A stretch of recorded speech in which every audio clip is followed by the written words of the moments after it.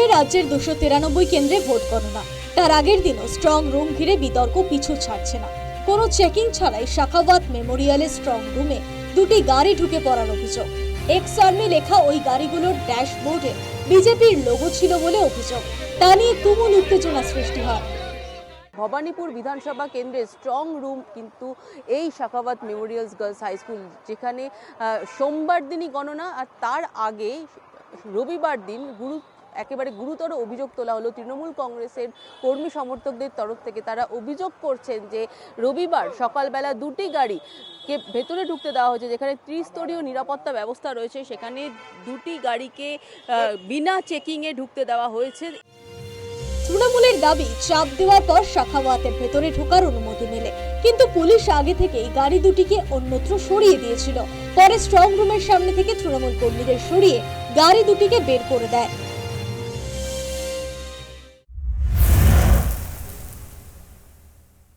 আমরা অভিযোগ করলাম, তো পুলিশ বলল না কোনো গাড়ি নেই, আমাদেরকে নিয়ে যাওয়া হয়। আমরা দেখলাম ওখানে কোনো গাড়ি নেই, পুলিশ গাড়ি সরিয়ে দিল। তারপরে এখানে এসে আমরা যখন প্রোটেস্ট করি, পুলিশ আমাদেরকে বলল না আপনারা এখান থেকে সরুন, 144 আছে, আমাদেরকে সরিয়ে ওই গাড়িটাকে বের করে দেয় পুলিশ।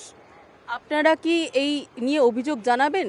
আমরা অলরেডি আমাদের উপরে যে আমাদের লোক আছে, আমাদের উপরে যে লিডার আছে, আমরা জানিয়ে দিয়েছি ওনাদেরকে, এবং ওনারা যা স্টেপ নেবেন। রবিবার বিকেলের দিকে শাখাওয়াতে স্ট্রং রুম পরিদর্শনে যান কলকাতার মেয়র তথা কলকাতা বন্দরের তৃণমূল প্রার্থী ফিরহাদ হাকিম।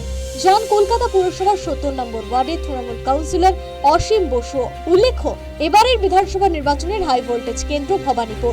প্রতিদ্বন্দ্বিতা করছেন বিদায়ী মুখ্যমন্ত্রী মমতা বন্দ্যোপাধ্যায় এবং বিদায়ী বিরোধী দলনেতা শুভেন্দু অধিকারী। স্ট্রং রুম ঘিরে শনিবার রাতে তৃণমূল বিজেপির সংঘর্ষে উত্তপ্ত হয়ে উঠেছিল বিধাননগর কলেজ চত্বর। রবিবার সকাল থেকে বিধাননগর কলেজের স্ট্রং রুমে বাড়ানো হয়েছে কেন্দ্রীয় বাহিনীর সংখ্যা। রয়েছেন পুলিশ আধিকারিকরাও। কড়া নিরাপত্তায় মুড়ে ফেলা হয়েছে গোটা চত্বর।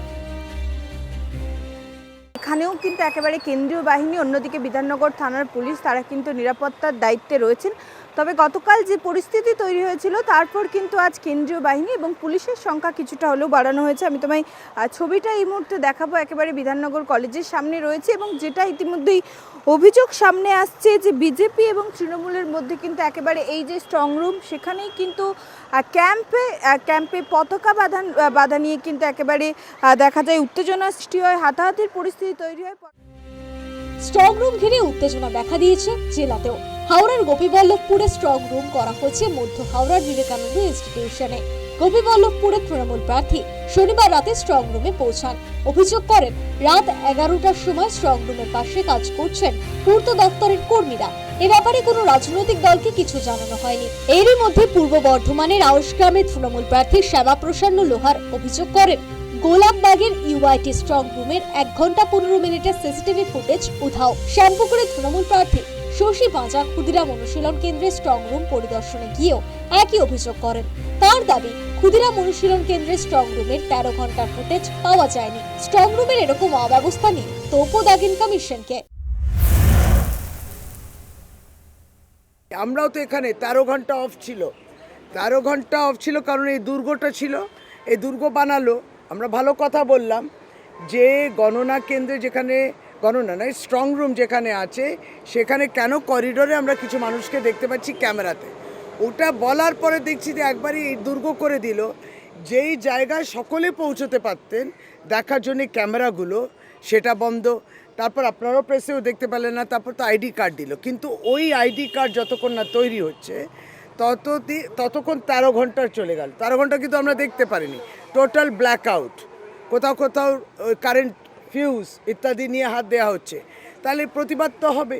এই যে গতকালকে পোস্টাল ব্যালট এলো, ধরুন ক্ষুদিরামেতে যখন পোস্টাল ব্যালট এলো এবং ঘরে রাখা হলো, না রাজনৈতিক দলের প্রতিনিধি উপস্থিত ছিল এবং না ওখানে সিসিটিভি আছে।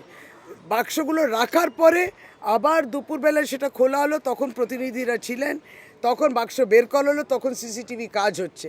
মানে ঠিক বোঝা গেল না এটা কেন। তার মানে আবারও সেই সময় আমরা কিন্তু দেখতে পেলাম না। তাহলে এগুলো অবশ্যই আমরা প্রতিবাদ করব যে আমরা দেখতে পাইনি।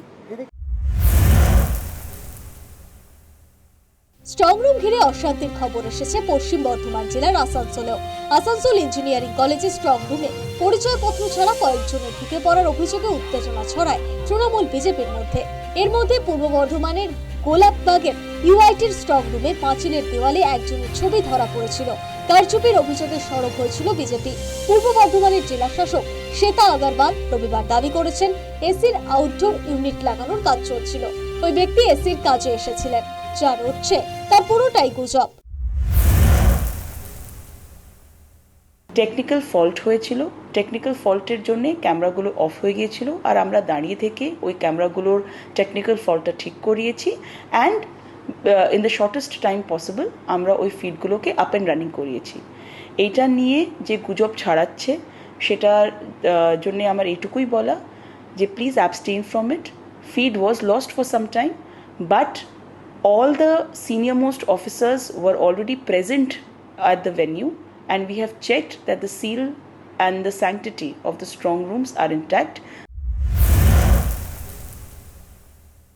সব মিলিয়ে স্ট্রং রুম নিয়ে কড়া নিরাপত্তা ব্যবস্থা খতিয়ে দেখতে ক্ষুদিরাম অনুশীলন কেন্দ্র পরিদর্শন করেন সিআরপিএফ এর ডিজি। News time.